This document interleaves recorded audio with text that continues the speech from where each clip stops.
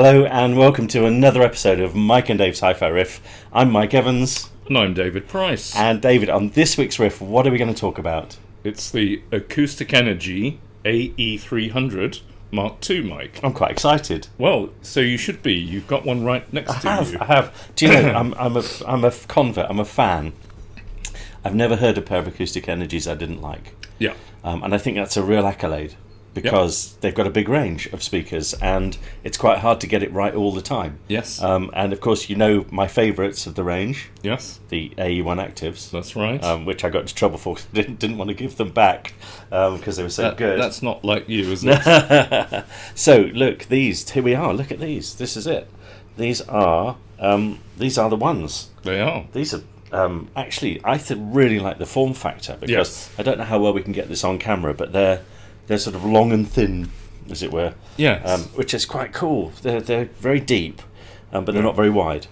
So, yes. Which I guess is what long and thin means. So this is Mike's Adventures in Geometry. I know. Sorry, guys. Sorry. So, ported, sort of strange. Yep. Odd Slot port. Yep. Yes. Yep. Very nice binding posts. Yep. Very nicely so you made. could use it as a money box. You could just post notes in there and then take out the binding posts when you finally want to cash in your store of money. Yes, and if it's rattling, unscrew this section. If it's rattling, you'll know why. Yes, don't put coins in it. So. Notes only. Or credit cards. Yeah. Yes, excellent. So I've had these for a few days. Yes. You've had them longer. You've had them for a week or so. Yeah, I had them for a couple of weeks. Yeah. So I've just done a StereoNET review, which is online now. If you'd like to read up on that. Plug. Yeah, absolutely. And I'm very impressed because I know the range pretty well, and I know the ones that came before, and the kind of ones that came before, and etc. etc. Yes. And basically the AE300. So Acoustic Energy's got a kind of, it's a 1 series, a 3 series, a 5 series, and a 7 series. I wonder where they've copied that from. I've got no idea. But I think a car manufacturer should do it. Yes. But actually the 7 series is called the Corinium, and there's only one of it. And that's basically their high-end speaker. And that's, if memory serves, around 6,000 quid. Yes. But the Corinium's kind of working title was kind of 720 or something like that. And they've got the 0, the 09 and the 20 in each of those series. And the 0 is the Standmounter, the 09 is the small floor stander, and the 20 is the big floor stander. Got you. So these are the stand mount. These are the 3 series. Yeah, stand mount 3 series. Yes. Yep. Yeah. And it's a second generation. So I think I reviewed the original AE300 Mark 1 about 5 years ago or something like that. So possibly even more than that. And these have just come out now. And, you know, normally with speakers, call me cynical, but go on then.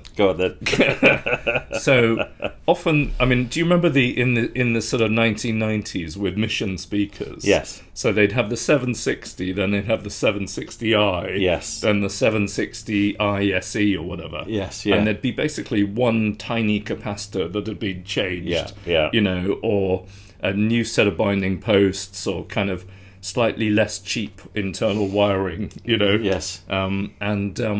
So very often these kind of tweaks are pretty marginal, I'd say. But actually this is a really big refurb. And, you know, you could almost call it the 4 series. Excellent. They've got a really interesting USP there, haven't they? Yeah. Because the biggest tweak is in the drive units, isn't it? Yes. So they've gone from metal to... and I'll let you drink your Heineken before you say it, because otherwise no one will believe me if I say it. So absolutely. They've gone from metal to coconut. Yes, it's not quite pure coconut though, Mike. I'm sorry to break this fact to you. I'm a bit disappointed. You can't eat it afterwards, and it didn't come from a coconut shy. but it's got coconut fibre, which is it's nuts if you ask me. Yes, you can see it actually. They say you can see it, which is quite interesting. Yeah, you can see the kind of quite long little bits of fibre. Strandy bits, yeah. It's either that or you've been scratching it with your fingernails. Yes. So that's one of the big changes. And the interesting thing is that the original AE300 had metal drive units, metal bass mid-bass, metal cone mid-bass, and a metal dome tweeter. And for the revamp, AE have dumped the metal cone for the mid-bass and dumped the metal dome tweeter, and it's a fabric dome tweeter now, and obviously it's a paper and coconut fibre mixture. How cool is that? Yeah. So I've never been a massive fan of metal dome, or certainly inexpensive metal dome drive units, because I found them to be a little bit bright. And in fact, I sort of remember things like sort of Moët Bell's designs, in the sort of 80s. Yeah. The monitor audios always used to just be a little bit bright for me. Yes. Just wasn't quite my cup of tea. Yeah. Now, I don't know the original A300s. Yes. But the A300 squared, which is what it looks like, by the way, the A300 squared are really smooth. Yes. Really, really smooth. Yeah. And there's no hint of that metallic sort of brightness at all. In fact, quite the opposite. Yep. They're almost quite laid back in a way. Yep. They're super smooth. And I think from what I've learned in the short amount of time I've had these with, amp pairing is quite important. Yeah. And we've demonstrated that today because we've had to revert back to my old faithful Exposure Super 8. Yeah. Because it's a little bit sort of a little bit more dynamic than some of the other amps I've been using, and it's really worked well with these. Yeah. It's worked beautifully actually. It's driven them really nicely, and they made a great sound. The other thing, which I think is worth a mention, especially for such diminutive boxes, is speaker positioning. Yep. And we haven't quite done them as proud as I could because I didn't have them on the AE stands. I didn't have the AE stands. Yeah. But I could imagine that they probably work really well on their own stands. Are you asking for some stands? No, that's fine, thank you. But all I'm saying is, placement with regard to a rear wall, height, etc. Is important. Yeah, really I important. think Lin Can stands would work with those very well. They would. So I use Atacama SC24s. Pardon? which are ancient and geriatric and about 30 years old, but the clue is that they're 24 inches high. Okay. So they're when basically, they're very much at, the tweeter is very much at ear level when you're sitting on a sofa. Yes, yeah. And that's really when they sound best. Yeah. So the dispersion on this is absolutely fine. These were too low. I put them on the Wharfdale Super Linton stands. Yes. And they were just too low. Yes. So, and by the way, Ancient and Decrepit is more than 30 years old. just saying. Okay. 30 is quite sprightly these days. Yes. Well. Even in hi-fi terms. Indeed. Well, it's almost newborn, isn't it? It is. It's interesting, isn't it? I mean, just to digress a little bit, but we're going to also do a review of the Quad 33 303s, the new one. And it's interesting, sort of this sort of what goes around comes around rule, isn't it? Because they look really retro with the orange and all that stuff. Yeah. And they sound a bit retro as well. Yep. So yeah, there we are. Nothing's new, as they say. Absolutely. You should have kept your flares. Oh, you did. I have. So that's a Mike joke. He's laughing louder than anyone else. It's a really good joke as well. In fact, it's not even a joke. It's just a truism. So when are we going to start reviewing this speaker, Mike? Sorry. I thought we were going to do a riffometer next. Okay. All right. So anyway, as before I so rudely interrupted. I'll shut up. Yeah. You sit there and I'll cuddle the A300. So maybe sort of play with the tweeter. Yeah, no, that's not good. Okay. I'll look at the sockets. All right. Yeah. Well, there we go. I'll look at the sockets, and you carry on. For a bit. I'll just do this while you lovely. Look at the sockets. Yeah. You're distracting me now. So yes. So new drivers. Metal has been given the boot for the tweeter dome and the mid-bass cone.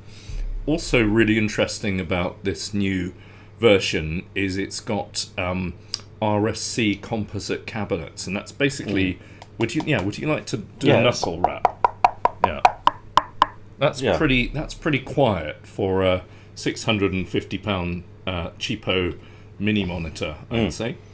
Yes. So, as everybody knows, I'm sure every good speaker expert watching this. So, any loudspeaker is basically a trade-off between the cabinet and the drive units, and so there's no point in putting great drive units in a terrible rubbishy cabinet, and kind of vice versa. So interestingly here, for this price point, Acoustic Energy have decided to use the high-end sort of cabinet material, which is kind of damped, kind of composite. It's a composite material. Yes. That has recently been used in the Corinium, which is the top floor stander. Yeah. And also, if you buy any 500 series rather, speaker, So I've just come in a BMW. I can't get it. What have you come in? A 325i. Nice. So the 2.5 engine's lovely. Yes. Yeah. It is. Yeah. Yes. Really nice. Great car. Yeah. See, that's the sweet spot in the range for me. Yes. I really like that. No, it's true. It's true. It's like this, though, isn't it? There's a sweet spot in the range for the AE speakers. Do you like the N52 TU 6-cylinder 2.5 mic, or do you like the M54, or you are more of a N52 kind of guy? I don't know. I don't know. Well, that serves you right for interrupting. So I'm trying to get through this, and you're kidding me. And it's really hot, by the way, viewers, which is why I'm it's the hottest day of the year. It's the hottest day of the year until tomorrow, and and I'm struggling. So back to the You just keep playing with the sockets. Sorry. Yeah. Okay. So it's got new cabinets material that normally goes in the range above, and also in the Corinium, and it's a really well damped cabinet material. It's much quieter when you knock it than a kind of MDF type material or even plywood. So it's got quiet cabinets, it's got new drive units, and therein is the kind of magic flourish of the 300.2. Yes. 650 quid. So it's kind of entry level plus kind of grade, isn't it? Yeah. I reviewed 5 years ago for StereoNET. I think I did the 500s, the AE500s, which are the sort of one series up, but a very similar size. And I thought they were absolutely, superb. I really love them. And the sound of this reminds me a bit of that. So the AE500s have got carbon fibre drivers, which is really nice. They've got a kind of dark, velvety sound. And this one, I think, has still got some of that kind of dark sort of... it's not a kind of sizzly, bright kind of sound that you get from Kevlar or, high-definition aerogel or that kind of thing. It's super smooth, isn't it? Super it's smooth. Really smooth. Yeah. And it's even more super smooth because most speakers at this price are not super smooth. That's so true, actually. That is so true. Yeah. And in fact, what's interesting as well in that is most speakers at this price initially sound very impressive because they're probably quite shouty and dynamic and a little bit in your face, like a sort of barking terrier. Absolutely. Actually, I think if you did an AB Dem, this may not be your first choice because of that. But I think once you've sort of settled in with them and you live with them for a bit, then actually these really grow on you because of that lovely easy listening character which they have. And that's not to say they don't sort of kick it as well, because they do, but actually in a really nice way, a little bit more subtle. That they exactly that. Compared to kind of similarly priced sort of monitor audio or something, they're definitely darker in tonality, but they're not quite as velvety and deep as the 500s. But still, I think when you're matching these, you what you don't want is a super smooth or dull sounding amp or source. No, 100%. You'd be in trouble. Yeah. Absolutely. In fact, they work really well with the digital source. Yeah. So I used them with the Cambridge, a couple of the Cambridge streamers. Yeah. The MX-10 and the VX as well. Yeah, yeah. And really good. Yes. And as I say, I used my exposure amp because that's a bit of an old faithful go-to. Yep. And it drove the really nicely. Such a good amp, that, isn't it? It's an amazingly good amp, actually. It's phenomenal. It's been going so well for donkeys now. And just trying some new music as well. Yeah. So I discovered a really nice track cover of Bittersweet Symphony by London Grammar live, which is actually really lovely, nicely recorded. It's a great sounded really nice, and these sounded superb through that. And then also quite interesting, and I'm probably way behind the curve here, and everyone's going to tut. But Birdie, who is a 15-year-old girl who's done quite a few things now, is just stunningly great. So listening to also another cover, Fire and Rain, James Taylor, on her album, and that sounds fabulous as well. So and that kind of music works so nicely with these speakers. It sort of really brings you in. So easy to listen to, so enjoyable. Great fun. It's really good on female vocals. No really kind of edginess or kind of clanginess. No, perfect. So, I mean, what strikes me is that they're just incredibly refined for the price. Yes. So, £650 speakers, but I mean, let's think about it this way. £300 speakers, which when we were first getting to hi-fi in terms of the way inflation's gone, then that would be like £130 speaker. It just doesn't bear thinking about, does it? It's ridiculous. The AE100 now is like £230 or £250 or maybe even £300. But that would be a very cheap speaker. It really would. Then. Yeah. And this would be back in the late 80s. It would be like 220 quid or something. Yeah, so these would be sort of Roy Deedon money, sort of that kind of thing, So they're kind of budget plus, aren't they? Yes, they really are. So they're not. You'd never call them mid-priced, really, in today's market. No. But normally, budget and budget plus, it's just rough and coarse and fuzzy, isn't it? Yes. And it's a kind of case of basically making the speaker make as few mistakes as possible. Given the super cheap drivers and cabinets they've got. And going back to what I said right at the beginning, I think they're too classy a company to produce a really rubbish speaker. Yeah. And again, they've absolutely delivered. Yeah, They're really, really cool. So it sounds much more like a sort of £1,000 speaker, I'd say. Yes, it really does. Yeah. One of the speakers it sort of reminds me of in an odd way is the ATC SCM7. Yes, okay, yeah, so I really love those. That's the little kind of a Standmounter, isn't it? They're brilliant. About 1,200 quid. They are so cool. Yeah. They really are. Yeah. They're kind of mini transmission lines, aren't they? Yeah, well, they're not quite. They've got a sealed box, but they've got a kind of rounded cabinet, and they've got quite small drive units. Yes, but they're very tight, and they're very kind of even and well integrated. Yes, and they are, they're 1,200 quid, so they're twice the price. But they're also a lot of fun to listen to. Yes, absolutely. And they're kind of mature beyond their price point. Yes. And there's shades of that in this, I think. There are.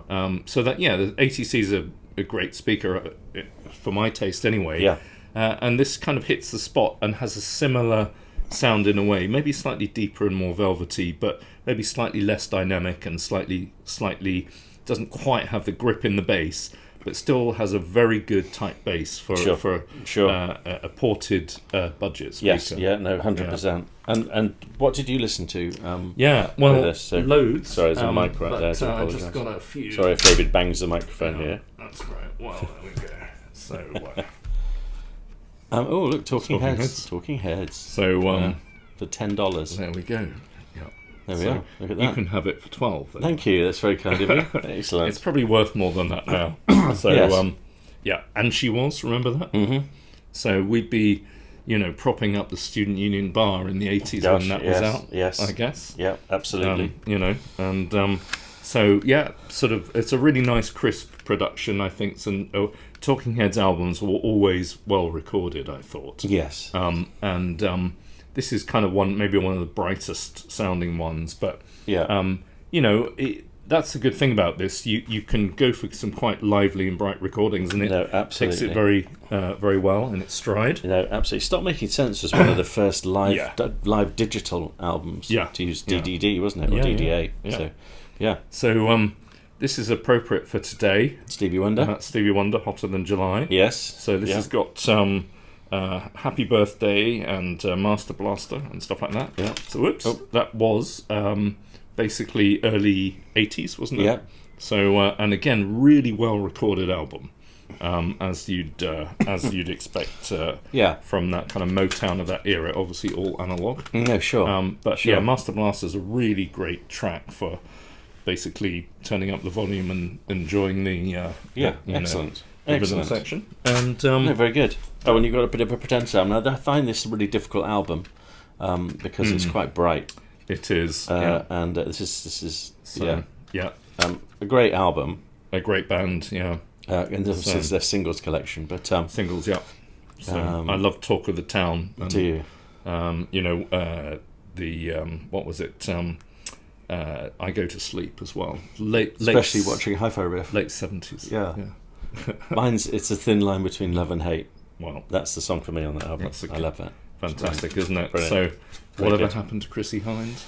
Yeah, she's still around, isn't she? She's still going. Yeah, she married Jim Kerr, didn't she? Yeah. She did. Yeah. Wow. So, it's she was definitely a sort of one of my teenage crushes. Was she? Amazing. Along with Honda MTX 200. Which would you have gone out with? Well, it'd be a tough one, actually. Well, if you went out with Chrissie Hynde, she'd have enough money to buy you the MTX. She would. So, yes. There we go. So Problem solved. Well, maybe KLR 600 even. Do you think she'd pay for that? No, there's a limit to be drawn. Okay, all right. Okay, let's do a quick riffometer then. Okay. So what do you think? So, I'm going to give it 9. So, you've got to give them take them out from the back of the room just a teensy bit, like 15 centimeters. Get them at the right kind of ear level.